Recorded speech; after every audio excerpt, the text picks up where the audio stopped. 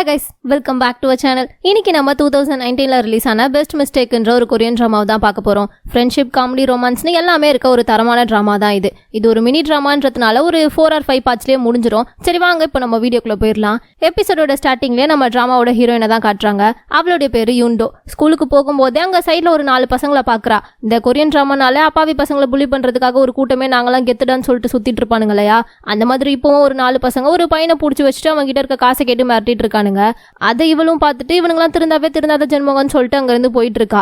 இங்க அந்த பசங்களும் அந்த பையனை விடாம புடிச்சு வச்சுட்டு அவங்க கிட்ட மிரட்டி காசை வாங்கும்போது கரெக்டா அங்க இன்னொரு பையன் வந்து அந்த புலி பாய் கையில இருக்க பர்ஸை புடிங்கிட்டு இவன் என்னோட கிளாஸ்மேட் பா, அவனை விட்டுருன்னு சொல்லிட்டு போயிட்டு இருக்கான். அவனுடைய பேரு தான் சோஜோ. இப்ப சோஜோக்கு பின்னாடி வரவன் தான் நம்ம டிராமாவோட ஹீரோ, பேரு ஜியுன். இந்த மாதிரி புலிஸ்லாம் இன்னும் உயிரோட தான் இருக்காங்களாடான்னு சொல்லி கேட்டு ஒரு மாதிரி கேவலமா பார்வை வேற பார்த்து விட்டு போயிட்டு இருக்கான். இப்ப ஹீரோக்கும் பின்னாடி இன்னொரு பையன் வரான் இல்லையா, அவனுடைய பேரு ஜிசங். அவனும் அந்த புலி பைய பார்த்து பேசாம இதுக்கு போய் நீங்களாம் பிச்சையே எடுக்கலாம்னு சொல்லிட்டு பயங்கரமா கலாய்ச்சி விட்டு தான் போயிட்டு இருக்கான். இப்ப அதுக்கும் பின்னாடி இன்னொரு பொண்ணு மேக்கப் போட்டுட்டே இருக்கா இல்லையா, அவளுடைய பேரு சியோல். இருங்கடா நானும் வரேன், என்ன விட்டு போயிடாதீங்கன்னு சொல்லிட்டு இப்ப போனவனுங்க பின்னாடியே போயிட்டு இருக்கா. இப்படி கெத்தா வந்து அந்த பையனையும் காப்பாத்தி விட்டு போறது வேற யாருமே இல்ல, ஹீரோவும் அவனுடைய ஃப்ரெண்ட்ஸும் தான். புள்ளி பையன் டென்ஷன் ஆகி என்கிட்ட வச்சுக்காதீங்கடா, நான் யாருன்றது உங்களுக்கு எல்லாம் தெரியாதான்னு சொல்லி கேட்க, சாரிப்பா நீ யாருன்றது எங்களுக்கு தெரியாதுன்னு சொல்லிட்டு அவனுங்க மட்டும் கெத்து காமிச்சிட்டு அங்க இருந்து போயிட்டு இருக்கானுங்க. அப்படி இப்ப போகும்போது இப்ப வழியில ஒரு மேம் பார்த்துட்டு என்னடா அங்க பிரச்சனை பண்ணிட்டு வரீங்க என்னாச்சுன்னு சொல்லி கேட்கும்போது அதெல்லாம் ஒன்றும் இல்லைன்னு சொல்லிட்டு இவனுங்க மட்டும் போயிட்டு இருக்கானுங்க. அந்த மேமும் இவனுங்களை பார்த்துட்டு மண்டையும் ஸ்கட்டையும் பாரு, இதுங்களாம் திருந்தவே வாய்ப்பு இல்லைன்ற மாதிரி பார்த்துட்டு போயிட்டு இருக்காங்க. இந்த கதையில நீங்க பார்க்க போறது இவங்களை பத்தி தான் சொல்லிட்டு இப்ப அப்படியே பின்னாடி ஒரு வாய்ஸ் ஓவரும் கேக்குது. அப்படியே கட் பண்ணி இப்ப கிளாஸ்ல நம்ம ஹீரோயின் யூண்டோவை தான் காட்டுறாங்க. அவ உட்காந்து சின்சியரா ஏதோ எழுதிட்டு இருக்கும்போது இப்ப போன்ல யார்கிட்டயோ இருந்து ஒரு நோட்டிபிகேஷனா வந்துட்டே இருக்கு. இவ அதை பார்க்காம போனையே திருப்பி வச்சுட்டு மறுபடியும் எழுத ஆரம்பிச்சிடுறா. அந்த நேரம் தான் இப்ப அங்க அவளை பார்த்து பேசுறதுக்காண்டி அவளோட ஃப்ரெண்டு ஒருத்தி பக்கத்து கிளாஸ்ல இருந்து வரா. 2 பேரும் உட்காந்து பேசிட்டு இருக்கும்போது இப்ப மறுபடியும் மொபைல்ல இருந்து ரிங் ஆகுற மாதிரி சவுண்ட் கேட்டுட்டே இருக்கு. என்னடி எடுத்து பேசலையான்னு சொல்லி இப்ப அவளுடைய ஃப்ரெண்டு யூண்டோ கிட்ட கேட்கும்போது அது முதல்ல காலே கிடையாது, மெசேஜ் தான், அதை நீயே பாருன்னு சொல்லிட்டு யூண்டோவும் புலம்ப ஆரம்பிக்க அவளும் அதை எடுத்து பாக்குறா. பார்த்தா கேப்பே விடாம லைனா ஹாய் ஓயின்னு சொல்லி அப்படியே மெசேஜ் வந்துட்டே இருக்கு. அதை பார்த்துட்டு அவ ஃப்ரெண்டே கொஞ்சம் ஷாக் ஆகி என்னடி இவன் கிட்ட இருந்தா மெசேஜ்னு சொல்லி கேட்க ஆமான்னு சொல்லி அப்படியே ஹீரோயினும் சொல்லிட்டு இருக்கா. இப்ப அப்படியே 2 பேரும் ஹீரோயினோட வீட்டுல உட்காந்து பேசிட்டு இருக்கும்போது ஹீரோயின் சொல்றா, ஃபர்ஸ்ட்லாம் அவன் என்கிட்ட வந்து பேசவே பயப்படுவான், ஆனா இப்பெல்லாம் மெசேஜ் அனுப்பி டார்ச்சர் பண்ணிட்டே இருக்கான்னு சொல்லி. அதுக்கு அவ ஃப்ரெண்டும் அவன் ஜூனியர் ஸ்கூல்ல இருந்தே உன்னை லவ் பண்ணிட்டு இருக்கான், அதை அவன் உன்கிட்ட வந்து சொன்னப்போ நீ பதிலுக்கு என்ன சொன்னேன்னு சொல்லி கேட்கும்போது நான் பதிலுக்கு தேங்க்ஸ் சொன்னேன்னு சொல்றா. தேங்க்ஸ்லாம் ஒரு பதில்னு யாராச்சும் சொல்லுவாங்களா, பெரிய ஹீரோயின் நினைப்போம் உனக்குன்னு சொல்லி இப்போ ஃப்ரெண்ட் அவள்கிட்ட கேட்க பின்ன வேற என்ன சொல்றது, அவன் இப்படியெல்லாம் மெசேஜ் அனுப்பி டார்ச்சர் பண்ணுவான்றது எனக்கு அப்போ தெரியாதுல்ல, இப்போ எப்படிதான் அவன் கிட்ட இருந்து நான் தப்பிக்கிறதுன்னு சொல்லி கேட்க இதுக்கெல்லாம் ஒரே வழி, நீ கமிட்டட்னு அவன் கிட்ட ஒரு பொய்யை சொல்லிவிடு. உனக்கு யாராச்சும் பசங்க ஃப்ரெண்ட்ஸ் இருந்தாங்கன்னா அதுல ஒருத்தன் கூட சேர்ந்து போட்டோ எடுத்து இதுதான் என்னோட ஆளுன்னு சொல்லி அவனுக்கு அனுப்பிவிடு. அதுக்கப்புறம் அவன் இப்படியெல்லாம் அவனுக்கு மெசேஜ் பண்ணி டார்ச்சர் பண்ண மாட்டான்னு சொல்லி ஃப்ரெண்ட் ஒரு ஐடியா கொடுக்குறா. சரி ஐடியா நல்லா தான் இருக்குன்னு சொல்லிட்டு இவ்வளவு முதல்ல நான் ஏற்கனவே கமிட்டட் பான்னு சொல்லி அந்த பையனுக்கு ஒரு மெசேஜை மட்டும் அனுப்பி விடுறா. ஆனா அவன் அதை பார்த்துட்டு நம்பவே மாட்டேங்கிறான். உன்னை பார்த்தா அப்படியெல்லாம் ஒன்னும் தெரியலன்னு சொல்லி இப்ப பதிலுக்கு அவனும் ஒரு மெசேஜ் அனுப்ப இவ அதை பார்த்துட்டு காண்டாகி இவனை ஏமாத்த இப்ப வேற வழியே இல்ல, ஏதாச்சும் ஒரு போட்டோவை அனுப்பிதான் ஆகணும்னு சொல்லிட்டு நைட்டு ஃபுல்லா உட்காந்து சோஷியல் மீடியால இருக்க பசங்கள்ல யாரெல்லாம் அழகா இருக்காங்கன்னு சொல்லி போட்டோவை பார்த்து தேடிட்டு இருக்கா. அதுல ஒரு பையனோட ஃபேஸ் தெரியாம போட்டோ மட்டும் இருக்கவும் இதுதான் கரெக்டா இருக்கும்னு சொல்லிட்டு அந்த போட்டோவை எடுத்து அவளோட டிபில வச்சுட்டு இன் ரிலேஷன்ஷிப்னு சொல்லி ஸ்டேட்டஸையும் மாத்தி வச்சிடுறா. இதுக்கப்புறம் அவனுடைய தொல்லை ஒளிஞ்சுதுன்னு சொல்லிட்டு இப்ப நிம்மதியா அப்படியே தூங்கவும் ஆரம்பிச்சிடுறா. அப்படியே இப்ப மறுநாள் காலையில வழக்கம் போல கிளம்பி ஸ்கூலுக்கு போனா அங்க எல்லாரும் இவ்வளவு ஒரு மாதிரியா பார்த்துட்டு இருக்காங்க. இந்த பொண்ணு தானே இது, இந்த பொண்ணு தானேன்னு சொல்லி எல்லாருமே இவ்வளவு பத்தி தான் ஏதோ பேசிட்டு இருக்காங்க. இவ்வளவு அதை நோட் பண்றா. ஆனா என்னன்னு சொல்லி தெரியாததுனால எதையுமே கேட்காம நல்லா திருன்னு முடிச்சுட்டு இப்ப கிளாஸ்க்குள்ள வந்து உட்கார்றா. வந்து உட்கார்ந்ததுதான் போதும்னு சொல்லிட்டு அப்பதான் அவளுடைய ஃப்ரெண்டும் வரா. வந்ததுமே உனக்கு எங்கேயாச்சும் அறிவு இருக்கா, என்ன காரியம் பண்ணி வச்சிருக்கேன்னு சொல்லிட்டு இப்ப கண்ணா பின்னா அவன் மட்டும் திட்டிட்டு இருக்கா. என்னாச்சு, ஏன் இப்படி எல்லாம் திட்டுற, அதுவும் இல்லாம எல்லாரும் என்னையும் ஒரு மாதிரியா பாத்துட்டு இருக்காங்க, நான் என்ன பண்ணேன்னு சொல்லி கேட்கும்போது என்ன ஆச்சா, ஒண்ணுமே தெரியாத அப்பாவே மாதிரியே கேட்கிற, யாரோட போட்டோ எடுத்து நீ டிபில வச்சிருக்க தெரியுமா, அது ஜீவனோட போட்டோன்னு சொல்லி முடிக்க கரெக்டா அங்க ஜீவனே அவன் கேங்கோட என்ட்ரி கொடுக்குறான். ஏன்னா அவ வச்சது வேற யாரோட போட்டோவையும் இல்ல, ஹீரோவோட போட்டோவை தான். அவனும் இந்த விஷயம் எல்லாம் தெரிஞ்சுதான் வந்திருக்கான், ஆனா யாரு வச்சதுன்றதுலாம் தெரியல. இப்ப எவ்வாது என் போட்டோவை வச்சு ரிலேஷன்ஷிப்னு போட்டிருக்கிறது, அந்த பொண்ணோட பேர் என்னடான்னு சொல்லிட்டு இப்ப பின்னாடி இருக்க அவனோட ஃப்ரெண்டு ஜீசன் கிட்ட கேட்கும்போது பேர்லாம் தெரியலடா, ஆனா என்கிட்ட அவளோட நம்பர் இருக்கு, இரு நான் வேணா கால் பண்ணி பாக்குறேன்னு சொல்லிட்டு அவனும் போன் எடுத்து கால் பண்ண ஆரம்பிச்சிடுறான். இங்க யூண்டோக்கு ஒரு நிமிஷம் இப்ப அல்ல மாட்டினா செத்தோன்னு சொல்லிட்டு வேகமா போனை எடுத்து சைலண்ட்ல போட்டுடலான்னு சொல்லிட்டு தேடிட்டு இருக்கா. ஆனா அதை வேற எந்த ஜிப்ல வச்சு தொலைச்சிருக்கான்னு தெரியல போல. அவன் அதை எடுத்து சைலண்ட்ல போடுறதுக்குள்ள இப்ப போன் ரிங் ஆயிடுச்சு. ஹீரோவும் அவனோட ஃப்ரெண்ட்ஸ்ன்னு சொல்லி எல்லாருமே அதை வேற நோட் பண்ணிட்டாங்க. போச்சு செத்தோம் சாவ போறோன்னு சொல்லிட்டு இப்ப இவங்க 2 பேரும் திரும்பி ஃப்ரெண்டு ஒருத்தர் பார்த்து முழிச்சிட்டு நின்னுட்டு இருக்க. நீ தான் என்னோட கேர்ள் ஃப்ரெண்டான்னு சொல்லிட்டு இப்போ ஹீரோ அங்கே முன்னாடி வந்து நிற்கிறான். இவ அப்படியே திரும்பி பார்த்துட்டு என்ன சொல்றதுன்னு தெரியாம, இல்லை நீங்க தப்பா புரிஞ்சுக்கிட்டு இருக்கீங்க, அது நான் கிடையாதுன்னு சொல்லி இவ அப்படியே அந்த பெல்ட்டி அடிச்சு கேவலமா ஒரு போய் சொல்லிட்டு இருக்கா. ஹீரோ உடனே அவ போனை வாங்கி அதுல வந்து காலோட நம்பரை பார்த்துட்டு இது என் ஃப்ரெண்டோட நம்பர் தானேன்னு சொல்லி கேட்கறான். அது எப்படிங்க எனக்கு தெரியும், நீங்க தப்பா கூட பாத்துக்கலாம்லன்னு சொல்லி சொல்லும்போது, அது தப்பா இல்ல சரியான்றதுலாம் இப்ப பிரச்சனை இல்ல, நீ என் கூட வெளியே வா, உங்ககிட்ட கொஞ்சம் பேச்சுவார்த்தை இருக்குன்னு சொல்லிட்டு அவளை வெளியே கூப்பிட்டு இருக்கான். கிளாஸ் பெல் அடிக்க போகுது, இப்ப எப்படி என்னால வர முடியும்னு சொல்லிட்டு இவ அப்படியே நல்ல புள்ள மாதிரி கேட்க, அந்த கருமெல்லாம் எனக்கு தெரியாது, ஒழுங்கா என்ன வெறுப்பேத்தாம சீக்கிரமா வான்னு சொல்லி கூப்பிட பார்த்தா அதுக்குள்ள இப்ப பின்னாடி சார் வந்துட்டாரு.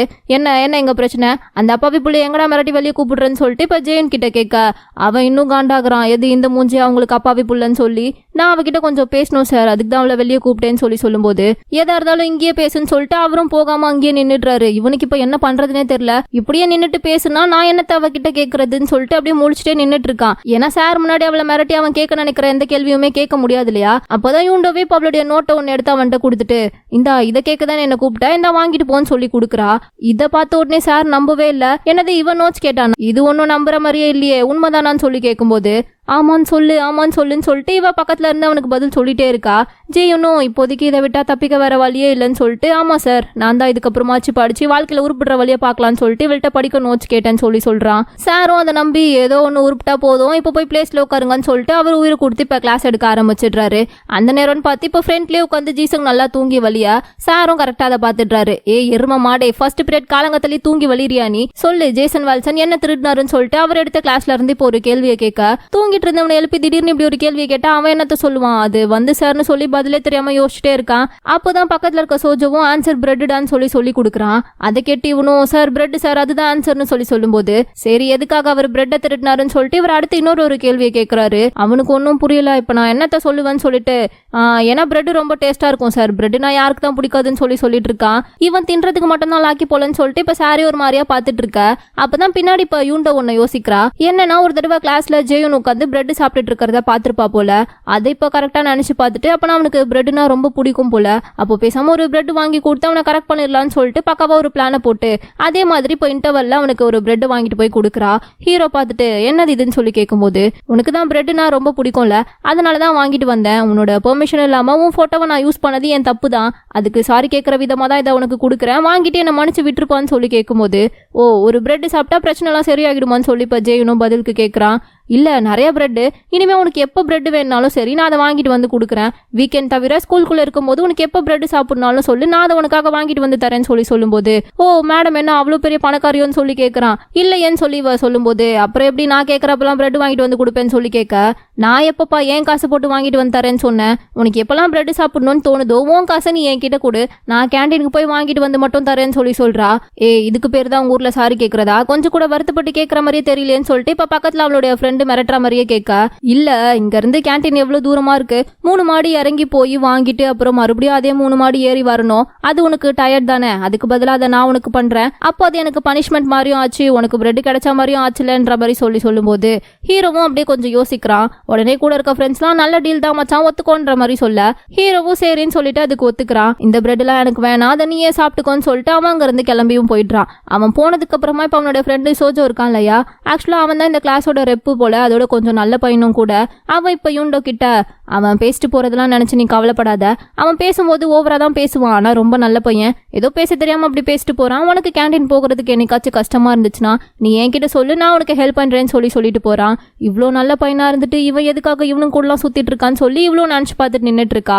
இப்ப அப்படியே ஸ்கூல் முடிஞ்சு வீட்டுக்கு போகும்போது அவளுடைய அக்கா அவளுக்கு கால் பண்ணி, நேத்து நான் பார் போயிருந்தப்போ என்னோட பர்ஸை அங்கேயே மறந்து வச்சுட்டேன், நீ வரும்போது அதை கொஞ்சம் எடுத்துட்டு வந்துறியான்னு சொல்லி கேட்க, ஸ்கூல் ட்ரெஸ் போட்டிருக்க எந்த பொண்ணை பார்க்குள்ள விடுவாங்கன்னு சொல்லி இவ்வளோ அவள்கிட்ட கேட்கறா.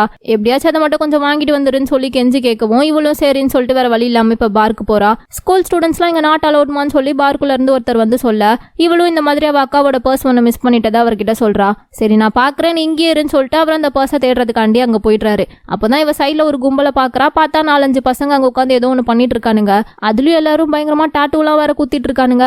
அவனுங்கள்ல ஒரு ஆளா இப்ப சோஜுவும் உட்காந்துட்டு இருக்கான். அதை இவ பார்த்துட்டு, என்னடா இவனை இப்பதான் நல்ல பையன் கொஞ்சம் நினைச்சு என்னாச்சும், ஆனா இவன் இங்கெல்லாம் வரான், அதுவும் ஆளே பார்க்க டிஃபரெண்டா இருக்கானேன்னு சொல்லி பார்த்துட்டு இருக்கா. கரெக்டா இப்ப சோஜுவும் லைட்டா அவளை திரும்பி பார்க்கவும் இவ பர்ஸை கூட வாங்காம அங்க இருந்து வெளியே போயிடுறா. சோஜுவாலையும் அவளை பார்க்க முடியல.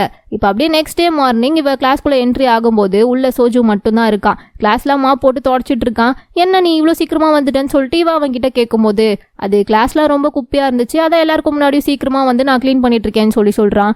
இவ அப்படியே பாக்குறா, என்ன நேத்திக்கு பார்ல பார்க்க வேற மாதிரி இருந்தான், இப்ப அப்படியே வேற மாதிரி இருக்கான், இதுல எதுதான் உண்மை, எதை நம்புறது, ஒருவேளை நேத்திக்கு பார்த்தது வேற யாரையாச்சும் இருக்குமோ, நம்ம தான் ஏதோ தப்பா பார்த்துருக்கோம் போலன்னு சொல்லி புரிஞ்சுக்கிட்டு அது இவனா இருக்க வாய்ப்பே இல்லைன்னு சொல்லி மனசுக்குள்ளே நினைச்சிட்டு இப்ப போய் அவளுடைய பிளேஸ்ல உட்கார்றா.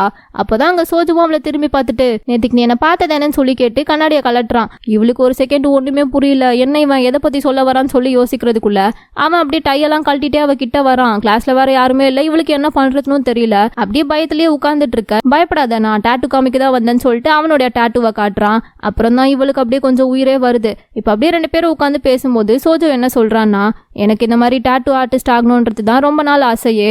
அதை வீட்டில் சொல்லும்போது என்னோட அப்பா அம்மா அதுக்கு ஒத்துக்கல.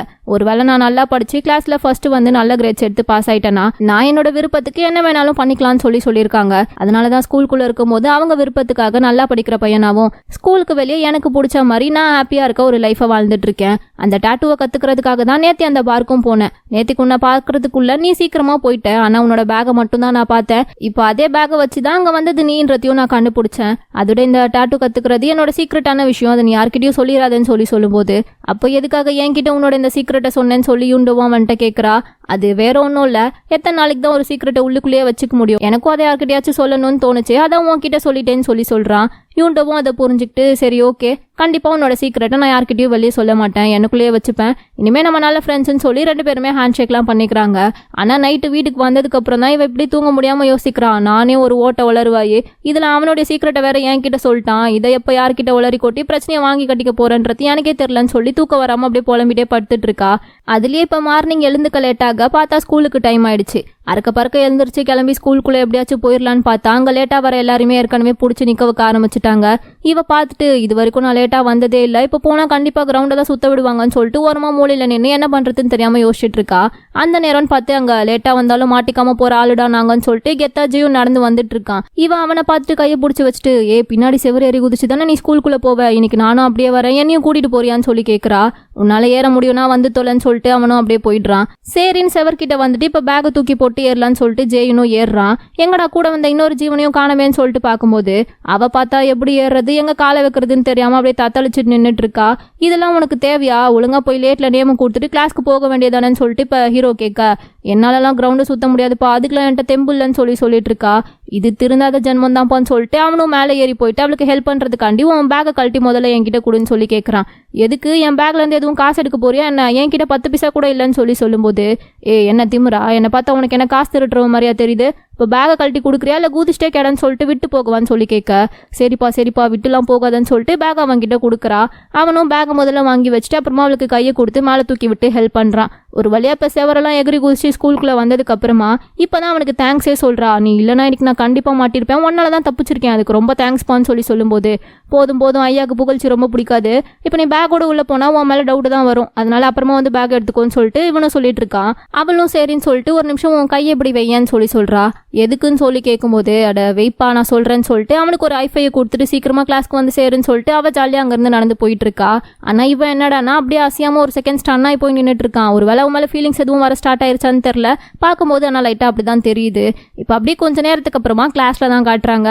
ஜியோ நல்லா தூங்கிட்டு இருக்கும்போது யூண்டை வந்து அவனை எழுப்புறா. என்ன விஷயம்னு சொல்லி கேட்கும்போது, நீ தானே அப்புறமா போய் பேக் எடுத்துக்கோன்னு சொன்ன, இப்போ போய் பார்த்தா அங்கே பேக்கை காணோம், இப்போ நான் என்ன பண்றது, புக்கெல்லாம் அதுக்குள்ள தான் இருக்கேன்னு சொல்லி கேட்கும்போது, புக்கு தானே இருக்கு, அதெல்லாம் எவன் எடுக்க போறான், அங்கதான் கிடக்கும், போய் நல்லா தேடிப்பாரு, என்ன டிஸ்டர்ப் பண்ணாதுன்னு சொல்லிட்டு அவன் படுத்து மறுபடியும் தூங்க ஆரம்பிச்சிடுறான். இவன் என்ன பண்றதுன்னு சொல்லி யோசிக்க அதுக்குள்ள இப்ப கிளாஸும் ஸ்டார்ட் ஆகிருச்சு.